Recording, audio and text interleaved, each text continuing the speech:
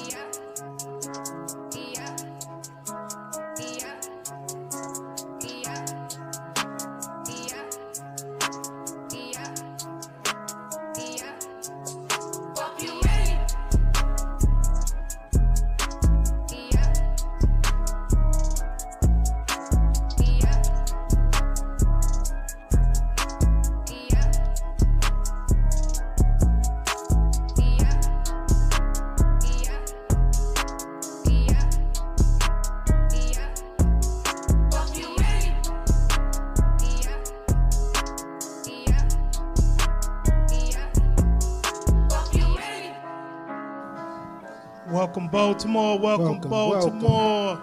I'm your host, Harry Gray. And your co-host, Coach Experience Sid. next generation sound changing ball line Baltimore. events with the L-Class speakers from QSC. State-of-the-art technology.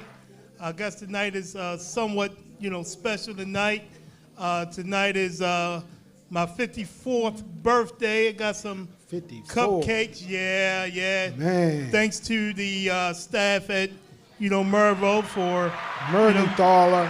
bringing some cupcakes for me to show me definitely how old I am. Everybody's saying many, many more. So I don't know if I can remember many more if I get that old. But definitely glad to be here. Definitely glad to celebrate it with the people that you love and care about. So I don't think I would rather be any other place than maybe Jamaica right now. Yeah.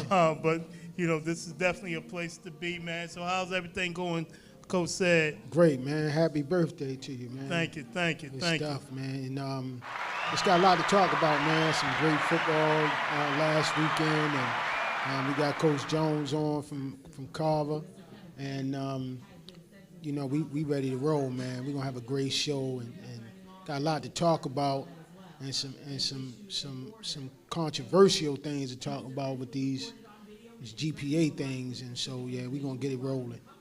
Yeah, it's definitely Baltimore, man. We always sit back and we have something. It seems like, in Baltimore City, we're still always trying to play catch up instead of maybe possibly getting ahead of various things. So as you say, Coach, we have Coach Jones back on, tonight from Carver. Let's start the show off a little bit, just a little article that we read, this happened over the weekend. This happened on Saturday night. 31-year-old Bozeman, who was a player at Morgan State University, was shot at a club and killed. He was the son of Todd Bozeman, former coach, basketball coach for Morgan State University. 2 other men and a woman were also shot. So it kind of, brings to light, man. Yep. Can we really go anywhere and be safe? Can we, enjoy ourselves, party, and not have to worry about, what's going on? So, this is a 31-year-old man that's no longer here. So now we're not talking about teenagers. Well, it's tough, man. Like, you have to be really careful when you go out. You know what I mean? And if you go out at all, I mean, it's just rough, man. You just got to be careful and be proactive and kind of, scope the landscape if you can and see what's going on. But if it quack like a duck and walk like a duck, it's a duck. You might just not want to be around that. And stay away from that, But it's tough, though, man, because you can't go nowhere nowadays. You're almost rolling dice with your life, Yeah. So, violence, man, do you think it's worse today than it was last year, the last 5 years? Even though statistics here in Baltimore say that violent crimes and homicides are down. But I think, when you average over 300-plus murders a year, anything is down. We're at 299. We're pretty much down. But with everything that's going on, do you really think that we are handling crime the way it actually should be? I mean, but how do you handle it?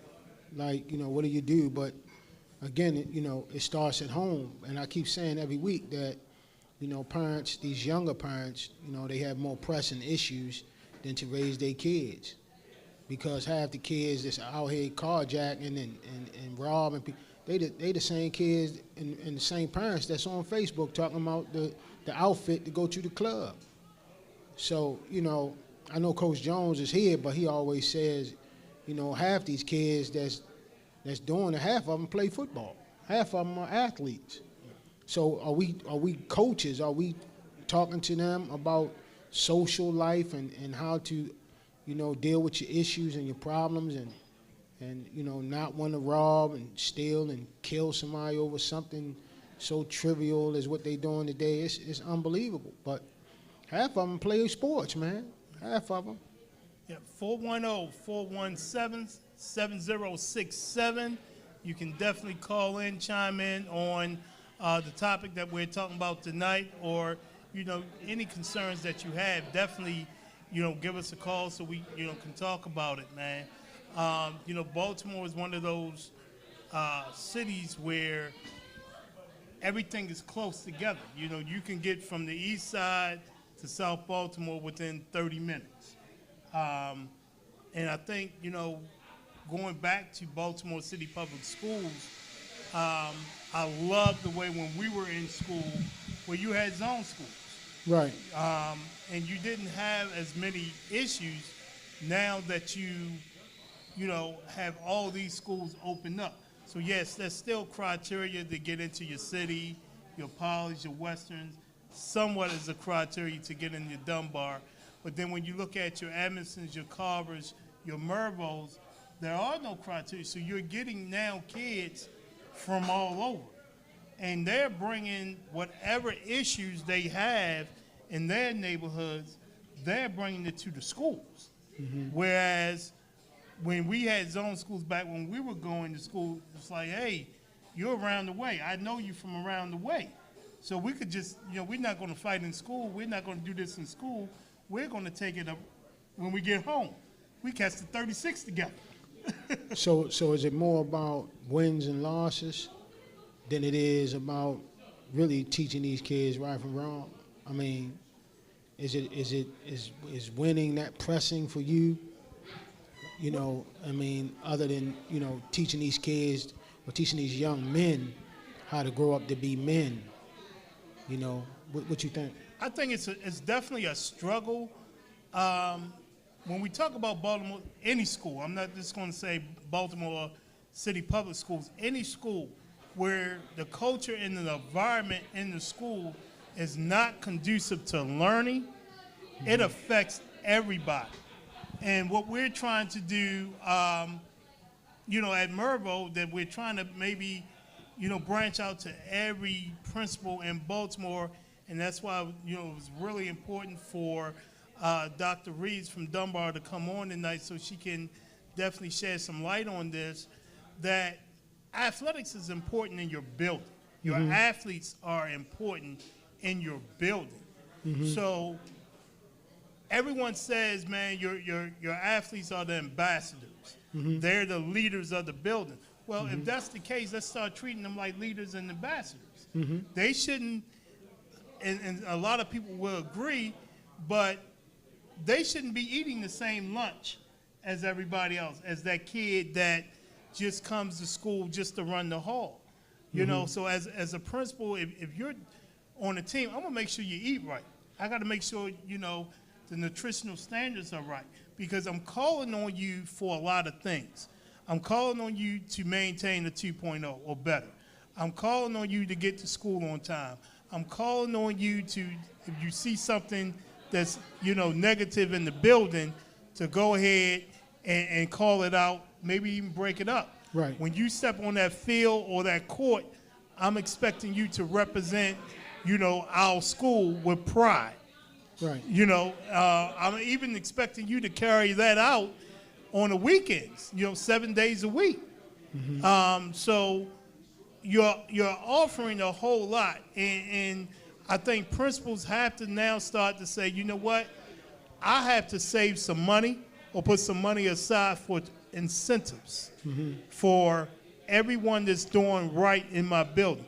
That's athletes, that's honor roll students, we have JROTC, the band, culinary arts. We need to do that, and that's one of the things that, again, we're working on now, because it's like, look, if you're telling our athletes, again, you have to maintain the minimum, a 2.0 GPA. Well, okay, if I have that and I exceed that, then why can't I do something that's educational, like we're taking a trip to the Blacks and Wax Museum or the African, Black American Museum in D.C. Why can't we do something entertaining, like maybe going bowling, and that tab is fitted on the school where that principal says, thank you for being the ambassadors of this building. I think that's where we need to be, and I think you will see some of the athletes do what you really want them to do. But most principals are not going to come to terms with the fact that, like your basketball and your football programs, kind of create the culture and climate in the building. Most of them are not going to do that. They create the culture and climate, especially the football program, because it's 50 to 100 guys. And but they're not going to come to terms with the fact that, they dictate the culture and climate of the school. They just not going to do it. Well, most of them, and the ones who do come to terms with it, I'm guaranteed they have a better school. They have a better school. The football coach and maybe the basketball coach really run your building. Exactly. They run your building. If you let them. If you let them. You know, you definitely have some principles, and we're going to wrap this segment up. You have some principles that their ego will not allow them to share power. Even though you, as a principal, you still have power, but I'm making sure my athletic director is just as important as the person that oversees my English department or my math department. Mm-hmm. I think my athletic director is just as important as one of my APs in school. Absolutely. So I may give him or her that same power as I'm giving the AP. Now, granted, they may not be able to suspend, but if they recommend somebody to be suspended, guess what? I'm going to sign off on it as a principal. I bet that Dante Jones walked the building up Carver. I bet you them jokers are hardtail. They see coach coming, they going, yo, they go coach, yo, they go. They see the principal coming in. Exactly. I'm trying to tell you, I know it, man. Because when I was at Patterson, Coach Wren, when he walked the building, man, he used to walk with the keys. So we knew when we heard the keys, Coach Wren was bent in the corner. And we used to break, I'm talking about get to class and do what we supposed to do because we saw him. But I'm telling you, man, most principals not going to come to terms with that, man. Yeah, and the thing is, you know, it's so funny. Everyone, you know, in Murrayville, we have roughly 1,800 students in the building. A lot of people, and it's crazy. Years ago, the students knew me in the building. You know, it's Coach Gray. Coach Gray, I was kind of popular. Now, a lot of kids say, oh, that's Tori's dad. That's Coach Gray, but that's Tori's dad. And it's like, oh, so now she's more popular than I am. Like, okay. But most kids can't tell you what sport I coach, but they say that's Coach Gray, let's move. So we definitely have that. So we're going to finish this conversation. We're going to bring Coach Jones on to really go deeper into this conversation when we come back. So we're going to take our first commercial break. We'll be back in 1 minute. Peace. This is our Back on Track unit. It is a fully automated axial and bilateral spine decompressor. Over time, the spine can wear out, causing pain and discomfort. It decompresses the spine with limited straps, which allow more movement and a better stretch within the spine. Through this movement, pressure is relieved from between the discs. It functions by stretching the spine. This movement relieves scar tissue and allows the spine's natural fluid to lubricate itself. This unit comes with 21 different settings to choose from, including a heat and vibration setting that can be added in order to enhance the treatment. Our staff is trained to operate this treatment on a needed basis. If you or someone you know may benefit from the Back on Track unit, call us today to schedule your appointment.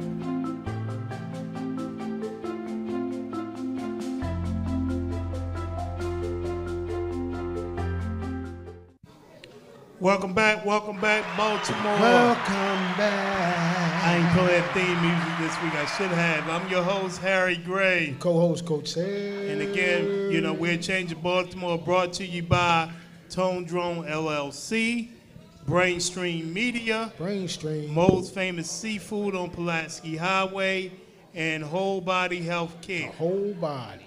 So tonight, man, our first and only guest tonight, that means I could give him a cupcake for coming on. We bring it back. Coach Dante Jones, athletic director and head football coach of your Carver Bears of Baltimore City. Not the Carver that's in Baltimore County, but Baltimore City. Welcome back, Coach Jones. Welcome back. Hey, glad to be here. Tato. Happy birthday, my guy. Happy birthday. Thank you, man.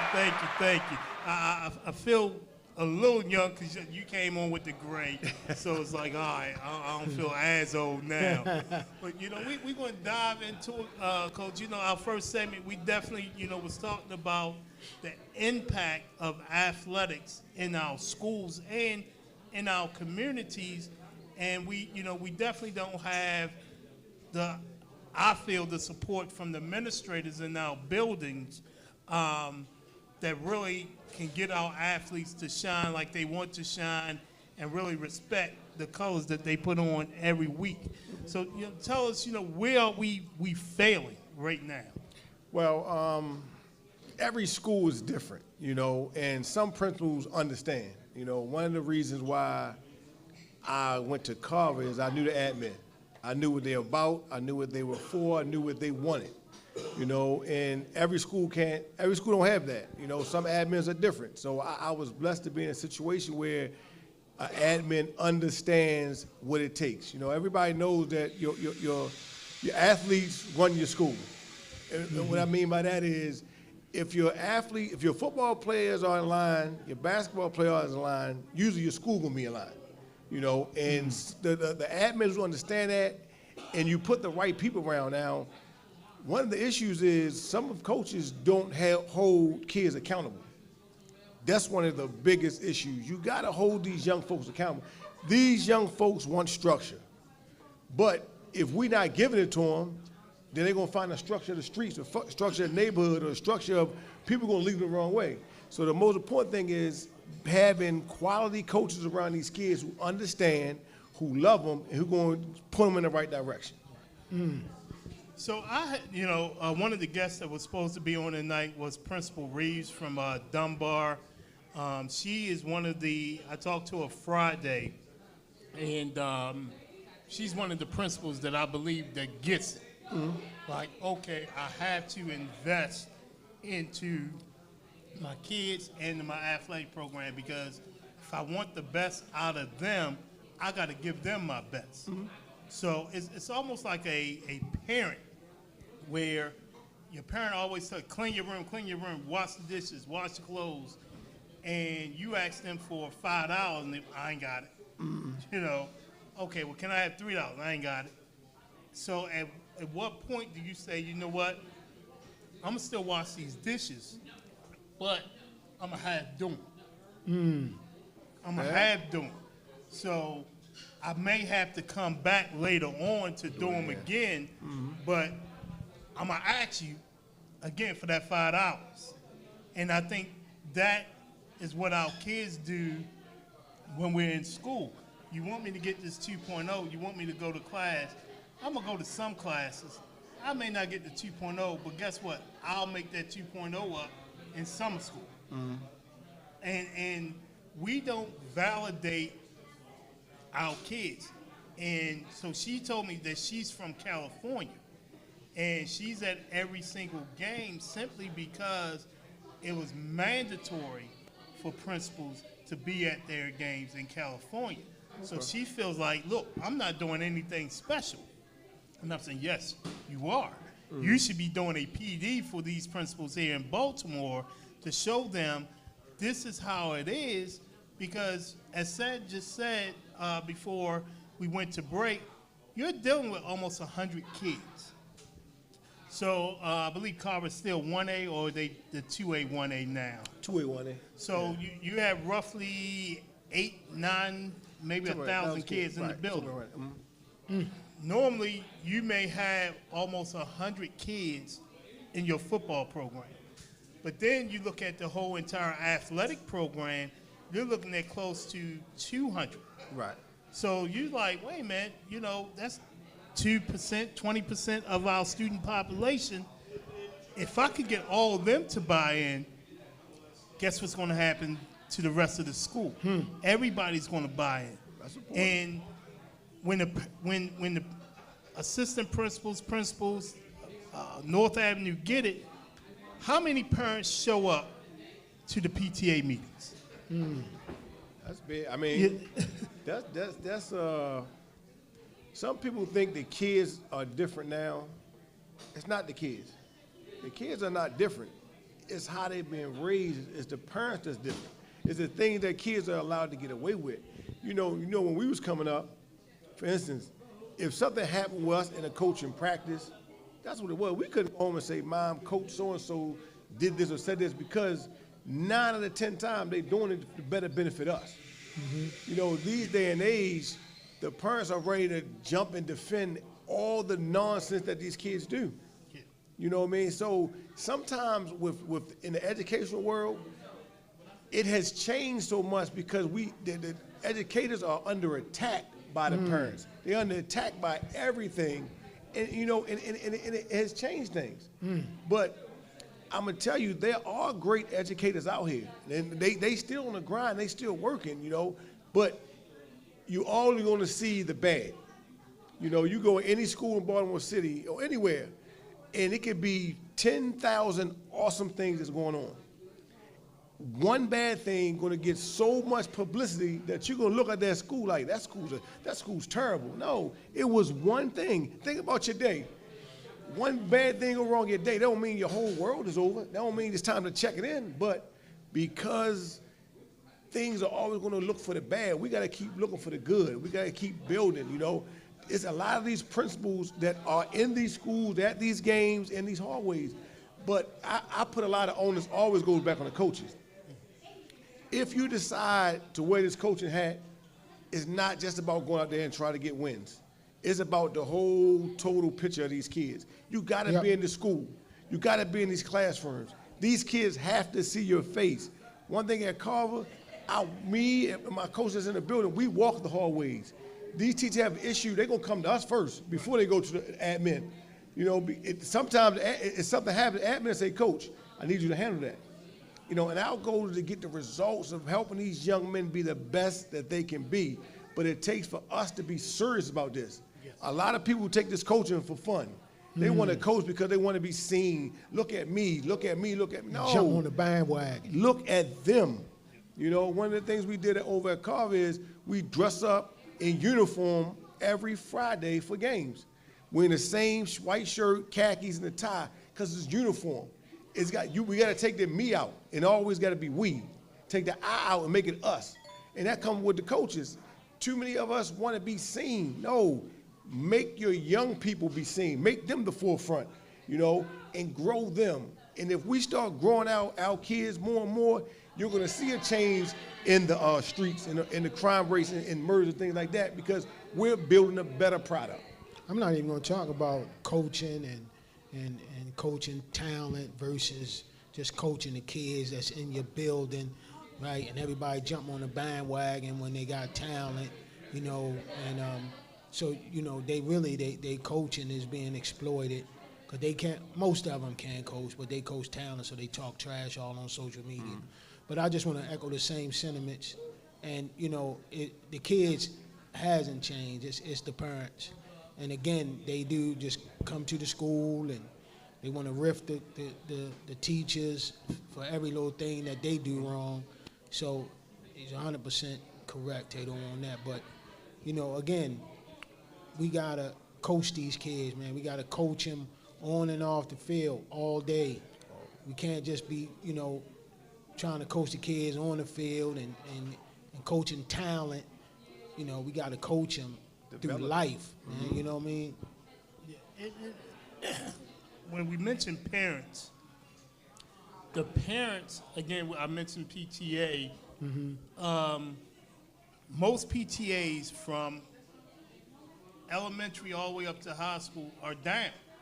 You know, some schools don't even have a PTA or a PTO. Last year, you know, I'm the PTA president for Mervo, and we was averaging roughly about 30 parents at our meetings. So when I went to the general PTA meeting for Baltimore City, just hearing, we might get 5 parents attend, when I said, well, you know, we're getting 30, and I'm kind of, you know, upset that we're only getting 30, everybody looked at me and said, what are you doing to get 30? Wow. And I'm like, huh? Like, they were like, really, what are you doing to get 30 parents to come to your meetings? You must be doing something great. I said, no, I'm disappointed. You know, it's times that I just may not talk at the meeting because I'm so disappointed at the turnout. So, last year, we had a young man that was shot and killed, one of our football players, first week of school. And you had parents all over social media talking about taking their kids out and how the school is not doing this and not doing that. So I said, okay, well, I'm going to give the parents a platform to talk. So we invited the mayor, we invited city council members, we invited people from the school board, we invited the admin, to come to these meetings. We actually had about 22 parents that showed up. And I'm sitting there looking like, and I think I went on social media and said, so we talk all this and all this on social media, but why didn't you come to this meeting? And this meeting was put together a week and a half to give you guys time to come, and y'all don't want to understand, y'all don't want to hear the concerns and what's going on with some of y'all. Your kids are the problem. So People your wanna see kids are that. running the whole. But if you sit back and say, man, Jimmy got a football game tonight, parents are taking off work to come watch their son playing that football game. And I don't want to say, man, your son's sorry. You know he don't play, right? But you're out Wet there. mop. Yeah, you're out there. I've seen some parents, man, where their kid has not played in 3 years. But the parent is out there every single game. But I can't get that same parent to come to the PTA meetings. So to get the 30 parents that I had, the majority of them was football parents. So, the Merble program roster normally it has about 100 kids. I called all 100 parents. Okay. And I said, hey, need you at the meeting, need you at the meeting, need you at the meeting. And some would say, okay, yeah, I'm coming. And I'm like, they ain't coming. So I would say, hey, we had, put it on the football platform. We got a parent meeting. They would come. And I would open up the meeting with something football and then get right to, the business at hand. But we are dropping the ball across the board. We're not giving the kids the love that they need to be successful in doing what they do when they put these colors on. And again, I blame the principals because they got money. They had money, but I understand they want Promethean boards and projectors and things like that. But what happens to athletics? Like the English department is not raising money.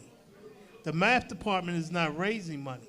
But if you got a good football, basketball team, those stands are going to be jam-packed, So even with this rain, today we played today at 3:45, and half the stadium was packed today in the rain. I go out, I looked at the game on Friday between City and Dunbar, and pretty much the stadium is packed. So the parents can come when they want to come, but I saw Dunbar's administrator. I might have saw City's. Today I didn't see our administrator. We done played home all the time. I know we went over to Evanston a couple of weeks ago. Our administrators don't travel like they used to. They used to say, hey, if I'm not coming, I'm going to send an assistant principal. We're not doing that. So we're going to, say, you got anything to say before we, go on break about that? I know we're going to touch on this GPA thing and how does athletics and why does athletics trump the passing grade to kind of play. And we really wanted Coach Jones on to really touch on that because I know he's real adamant about that. So, we're going to hit on that the next segment. Yep. So we'll be back 2 minutes to start off, with that segment and that topic. So give us 2 minutes. We'll be right back.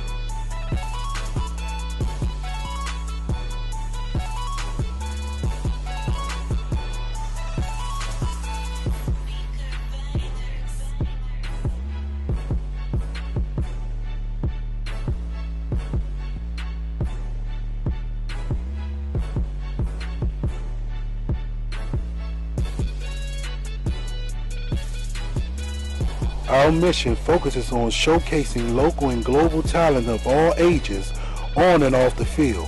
We will strive to inspire, educate, and bridge the divides through our media collaboration.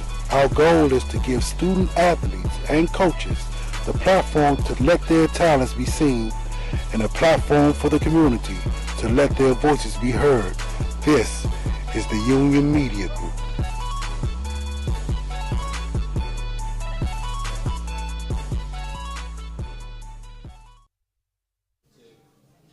Welcome back, welcome back.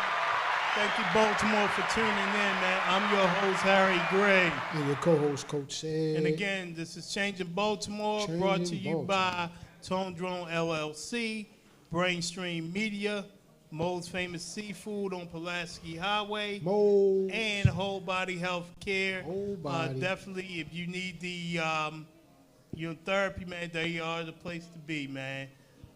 So again, definitely we want to finish up, on our topic that, before we, went to break. Start up, Coach said. Yeah, I always wondered, like, why is the GPA a 2.0, but in order to pass, it's a little bit under that. I don't know what the numbers are offhand, but why is it that athletics trumps the passing grade? Well, I think personally because our athletes should be held to a high standard, and one of the worst things we can do to an athlete is have a young person come through 4 years and be a dominant on whatever sport they play and have no opportunity to go to college because of their grades. And that's kind of why it was put in place. We having these young folks that are all this and all that, no matter what sport it is, male and female, but then come time to go to school, they stuck right in Baltimore City. Or they stuck whatever city they are, and the 2.0 it didn't start in Baltimore City. Like, it's a lot of places that implement this. And I'm okay with it. I'm okay with it because of the fact that if we want these young folks to be able to play on a college level, you gotta have grades, and let's be real. It's not hard to maintain, to get a 2.0. The biggest issue is some of these young folks maybe not going to class, maybe not coming to school, or they come to school during their season, then they come in late, they're doing different things. So we gotta hold these kids. Athletes are gonna always be held to a high standard in school. I know at Carver, we have a uniform policy in place, but our football players must wear their uniforms every day. You gotta hold them to a higher standard. We can't ask for more and not push them to do more. So it's important to me.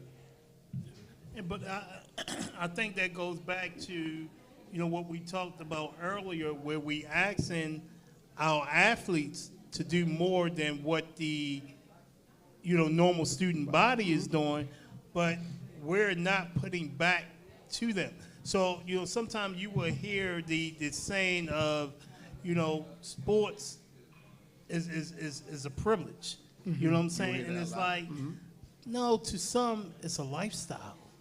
Some of it's the life. It's a lifesaver. This is the way that I can get from whatever situation that I'm in.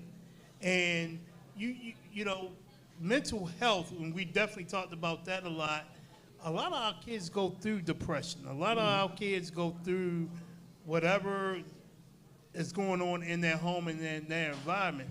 So when they get on a court, a field, a track, for that hour, 2 hours, 3 hours, they are away from that. And I think we had to recognize that. So it's like, hey, if my brother just got shot, and we've seen it in the NFL, where NFL players playing, and I can't think of the Ravens player where his brother actually was shot and killed, and he played that night in the game. That 2 hours or 3 hours, it's going to take me away from everything that I'm going through. So when the administrators and everybody kind of gets that, like, no, it's not a privilege.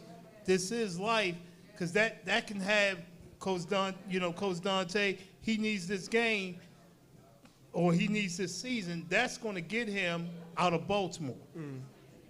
So, what can we do to help Dante? Don't just say, well, we got tutors after school. That may not be the issue.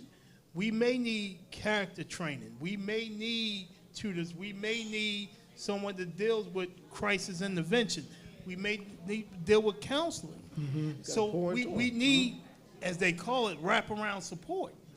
We need that. So that's the village. So, again, as a principal, I have to put all of those things in place.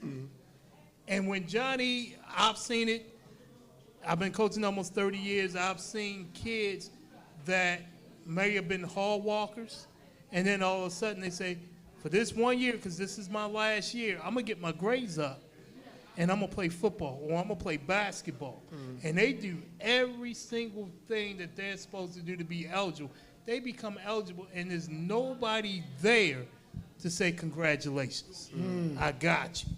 But yet, when this kid was walking the hall, we were saying, come here, you about to get these 3 days. Or come here, you got detention, or you're in school suspension. But you're not saying, hey, congratulations. Now, what you are saying is, I don't think he's going to last, because he's a hall walker. Watch out for him. And as soon as he's not in uniform, as soon as he's in the hall, coach, what is he doing in the hall? I done seen him in the hall. It's funny. We just had that today with one of our athletes. Coach, he's in the hall all the time. Coach, he's not in uniform. Let's go to Infinite Campus before we jump on him. He has 4 A's. So he can't be in the hall unless he has a great, character, and the teacher just said, I'm going to give you an A. Or a twin. Or a twin. Yeah. I mean, some of the things that and just coming back to the city, even though I'm not a fan of having a lot of kids with academic probation, which I'm dealing with this year because, just coming back, but the way it's set up, I think it better benefits that child. You know what I mean? Because, when we were coming up, if you wasn't eligible, that's it. You couldn't practice, you couldn't. Now we would send these kids at 3 o'clock to the streets for whatever reason. So maybe they get their first quarter grades and maybe they come back, but it's too much idle time. You know what I mean? And they know what they say about idle time. So one thing I think that academic probation does is they keep these kids under our mentorship. You know what I mean? And it's as long now, one thing about a coach, and we could wait for a principal to do something, but something we got to do. Right. So one thing I do over Carver is I reach out to different people from different walks of life to come in and speak to these kids. I call pour greatness into them.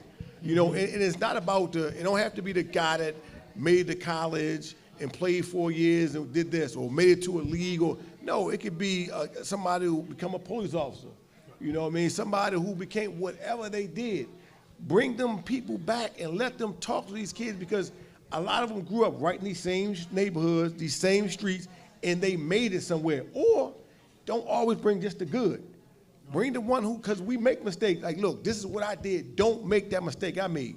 But if we don't bring these folks around these kids and allow them to pour into them, then we're going to keep losing. We're going to keep it. Because one thing is, when we're not pouring into them, the neighborhood is. Yes, sir. Homeboys who've been in the corner his whole life and have no aspiration to do anything is sitting there and he's selling them pipe dreams of, oh, you do this, boy, you can get it. Well, you ain't getting it. But that's why I'm going to sell you, so you can be in the same trap that I'm in. Yeah, absolutely, man. I just think that, you're right. Like, good, bad, or indifferent, they should come and rap to them kids and talk to them, because it can teach them the different perspectives and which way to, turn their life around.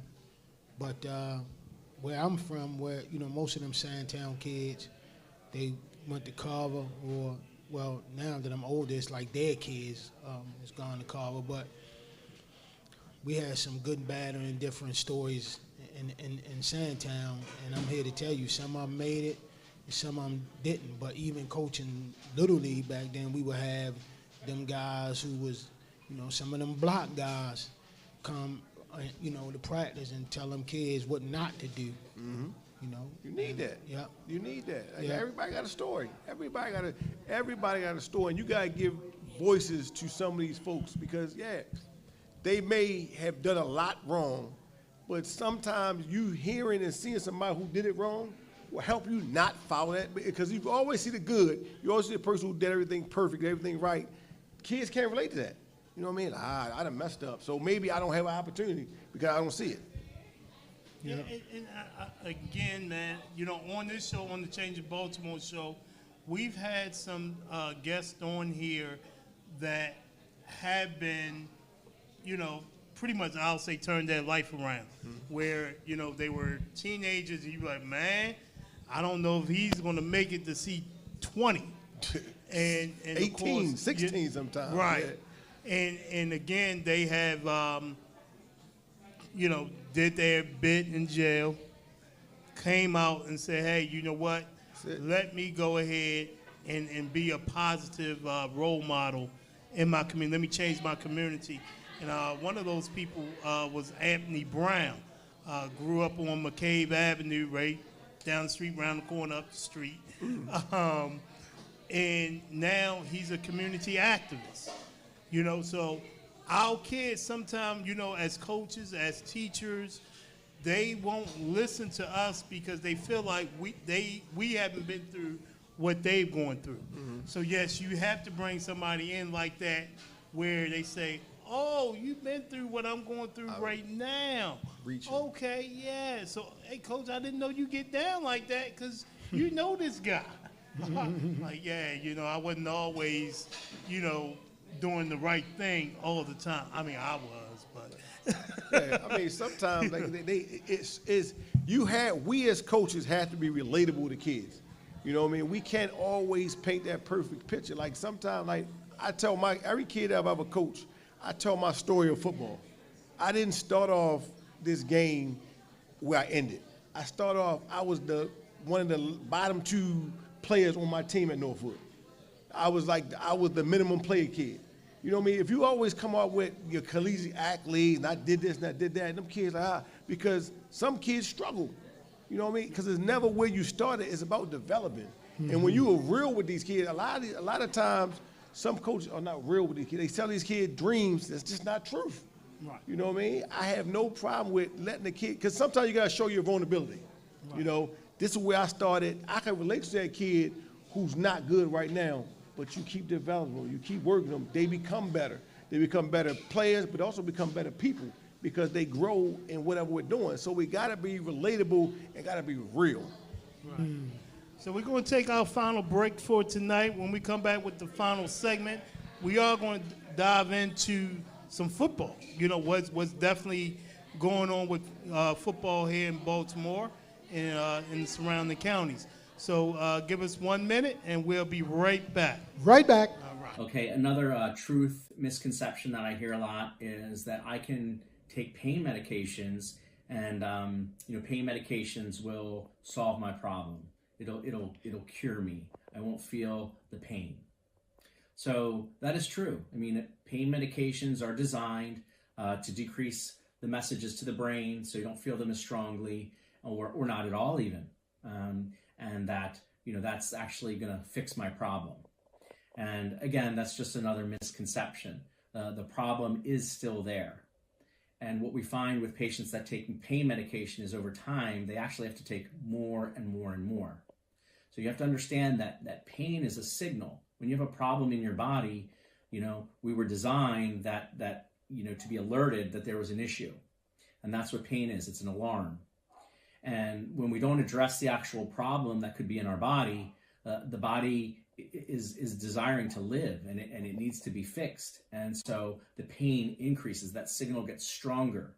I often have a great analogy. A house is on fire and it starts off real small and the neighbor sees it and they come and they start knocking on your door and they don't get any response from anybody inside, and then the fire starts to increase, right? So when you're not fixing the problem gets worse, just like this fire.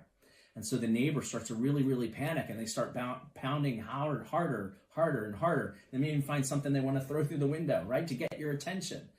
And so our body is the same way. Your body will send those signals, and over time, patients take more pain medication or a stronger dose or a stronger medicine.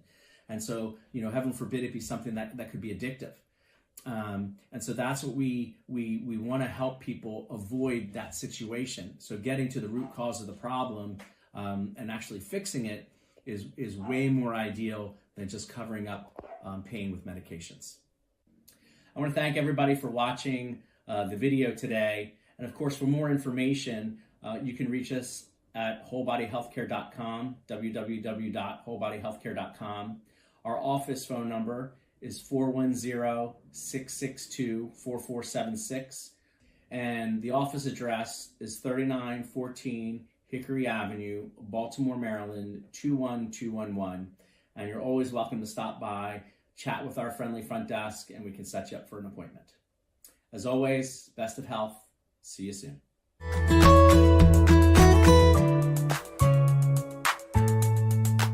Okay, another... Welcome back to Baltimore for our final segment for tonight.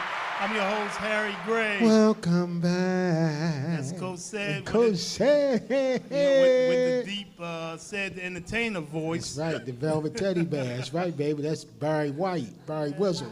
Barry Whistle. So again, hey, if you guys want to contribute to the show, definitely go on Cash App and with the $sign change in Baltimore, give us a little something. Definitely anything will help. Give me a birthday present. Give me some change. Give me something. So, keep the show going. But put your Speedo on, boy, and get on top of this table. Boy, if I do that, put your Speedo on, get on top of this table. The views are going to go off if I do. Oh my God. They may put me on Instagram or something like, look at this. I'll be a meme for about 2 years. Maybe more. Yep. So, hey, man, we're going to get into, this is going on week 4 of the high school, football season. Right now, man, let's kind of get a little synopsis of how things are really going in Baltimore City, man. Has there been any surprises, from you guys? I know, and I can say, you're here, even you weren't here, I was going to say that, how Carver is playing, even though, you get new coaches, it still is like a growing period. And it's like, okay, you're not going to get it, right away. It may take a half a year, it may even take 2 years to build. But, you guys are rolling, right now, man. I think, you guys are definitely, shocking Baltimore. Another team that's shocking Baltimore is Forest Park. They're rocking and rolling.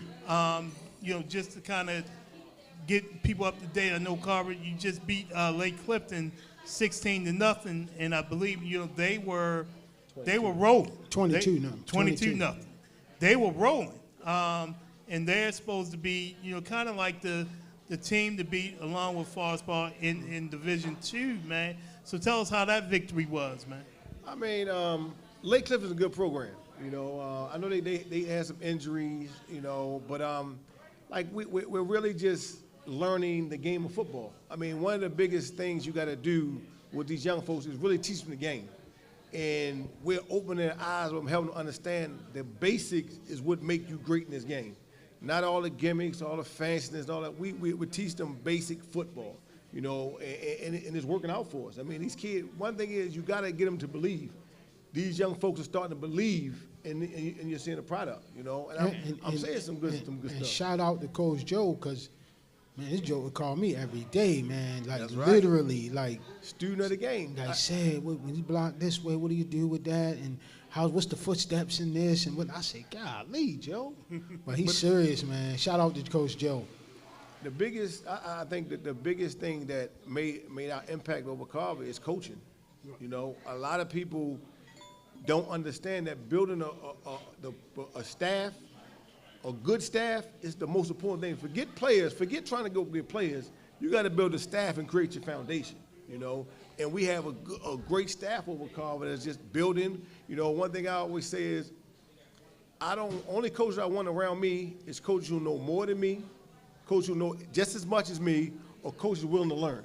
If you don't fit one of those three categories, you can't be around me, because if you think you know everything, Coach, repeat. Get the camera on, Coach. Get the camera on, Coach. Let Coach repeat that. Get the camera on. 3 types of coaches: coaches who know more than me, coaches who know just as much as me, or coaches who are willing to learn. And if you don't fit there, then you can't grow. You know what I mean? Because you can't just have people around you, everybody beneath you. You know, and you want to feel. And on top of, I never want a staff to stay with me for 10 years. I know right now on Carver's staff, I have 3 of future dynamic head coaches. Future dynamic. I don't expect them to be under Coach Jones for 10 and 15 years. No, I expect them to go lead, because we got to grow Baltimore City football. How do you grow it? You got to put great seeds over there that's going to blossom into great things. And you hit the nail right on the head, because you will see some staffs where you like, man, they've been together for so long. So if that coach may move from school to school, that staff is moving with them. But it's like, can you coach, or you just under this guy right here, and you're never going to, show what you can do? It's crazy. Are you confident in yourself? Because if you're not confident in yourself, how can you make those kids confident? Okay. And that's that's crazy, man. But I know some prognosticators came out and talked about the top 5, top 10, in Baltimore City, and now everything is kind of coming to fruition. We had a game again on Friday. First of all, I want to say I believe that the media, when they doing all these rankings and things, they don't consider the schools that are in Division II in Baltimore City, because they feel like, there's no football down there at all, so we don't pay attention. I know Dundalk was ranked kind of high going in the year. Perry Hall wasn't ranked at all, but now Perry Hall done beat Franklin. They done beat Dundalk back-to-back weeks. Perry Hall beat Franklin? Yeah. So Zebra Franklin is down, but I haven't heard much of Franklin really the last 2 years. So maybe that well has run dry. We definitely heard a lot, and they was ranked nationally, of St. Francis. And it's like now, you're having a losing record. I go back to it. Don't tell me, well, they're playing a national schedule. Okay, they consider themselves a national team. So therefore, now their schedule is stepped up. They're not winning those ball games right now. I mean, and I think it's chaos over there, because a lot of kids talking about, I'm leaving. Well, like I say, when you do play that national schedule, you're going to take some bumps. You're going to take some hits. I mean, they're playing a good schedule, and I applaud them. I applaud them because one of the things, when you're building a program, you want to grow your program as high as you can go. One thing I look forward to is building Carver up to a level where we can compete at a higher level than just Division II, just Division I, just the state. On a bigger scale. So that's important. That's important, and you got to grow your program. Because there's good football in Baltimore City. I mean, I take my hat off to Forest Park. They're doing a phenomenal job over there. Yeah. Phenomenal job. They building a program. Like, the more quality programs we have in Baltimore City, I promise you, the more impact it's going to have on our crime rate. Exactly. Exactly. And I think that's, where we need to be. And I know Forest Park has gotten some transfers. They say, that's Emerson further east. That's what they say. So again, that's good. At Merva, we have them in 2 weeks. They said the number 1 and the number 2 teams in Baltimore City, play Friday night. Dunbar looks like Dunbar. Seem like they have not skipped a beat. and I just don't think people really understand that Dunbar is never really going to rebuild. They're going to reload. It's all a matter of how much reloading they're going to do. That, you know, that's it. So they're always going to be physical. They're always going to be fast. So when you think, okay, you know, we got them, no, you know, you don't have them. So, you know, we definitely have, you know, a couple of weeks. You have Mervo and Dunbar, you know, coming up. That should be another big battle at Morgan. But it's great for football because to see, you know, City and everybody out there representing City, representing Dunbar, it shows that Baltimore football is starting to come up. And you know, that's what you want. I ain't gonna talk about the score. You know, we might have some City alumni in the building, so I don't want to talk about the score. All of a sudden, they might cut me off, like. But one thing, I rolled past that game, and it was a great atmosphere. Yeah. You know, and that's what you look for in ball. Anywhere you go, you look for that great atmosphere. You know, it was a great, safe atmosphere, and we're going to have more of that. You know, we've had issues in the past with different things that's happening around it, but we got to keep pushing forward. You know, and we got to keep pushing forward. We got to keep talking to our communities, talking to the kids in our communities, in our former community. We got to make it safe. You know, and us as coaches, we have the power to do much more than what we're doing.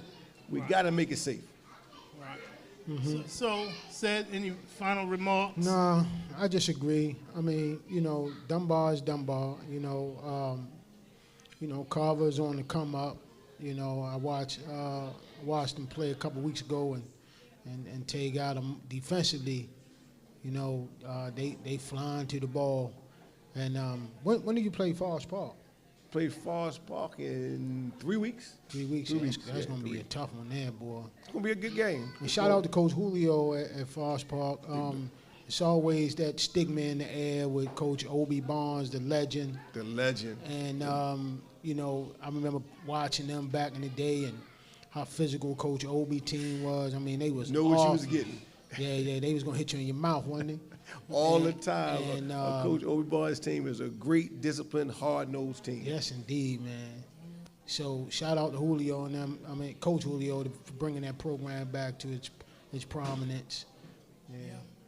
So before we leave tonight, I don't know if you know, the three people that are responsible for us looking the way we look up here, putting us on every other week, giving us the dollar. I don't, you know, they're always behind the scenes.